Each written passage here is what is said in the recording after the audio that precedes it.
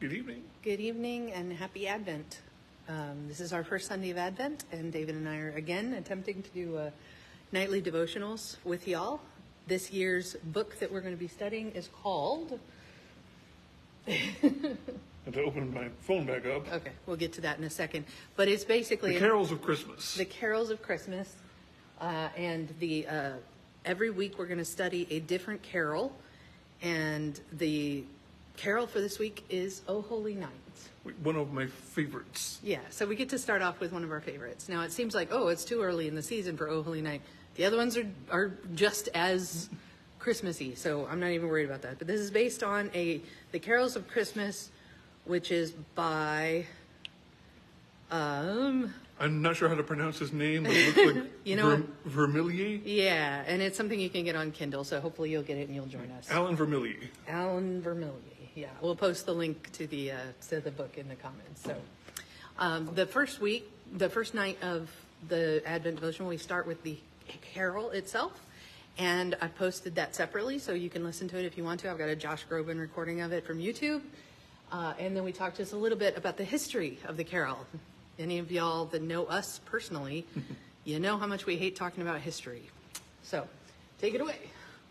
Okay, so this began in 1841. A French priest named Father Petitjean, or Little John to you.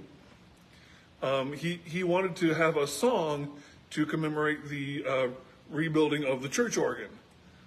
So he went to a popular literature person who was in town to try and get some lyrics together.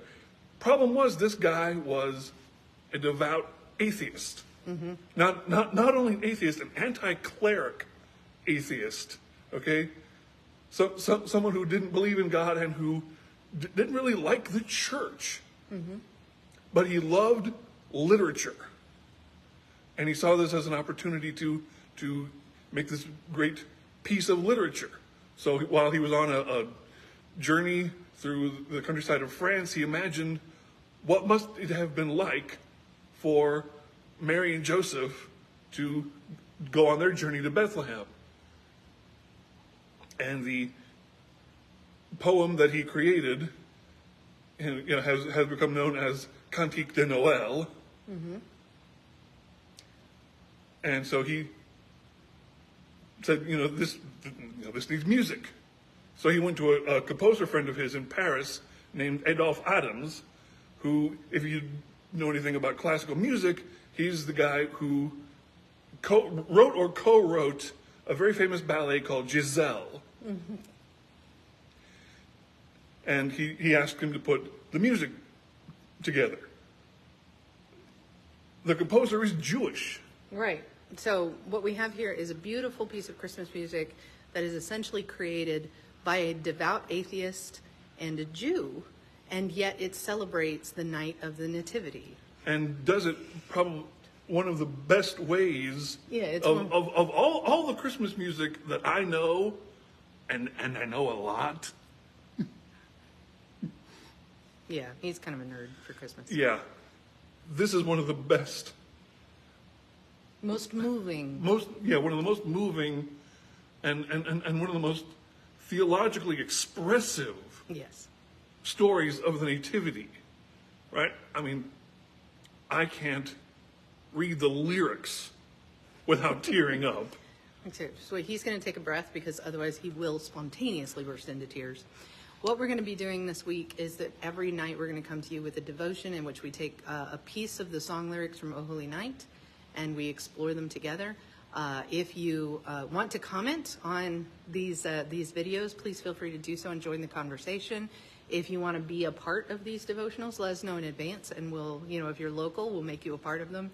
If you just want to make your own video and share that would be okay too.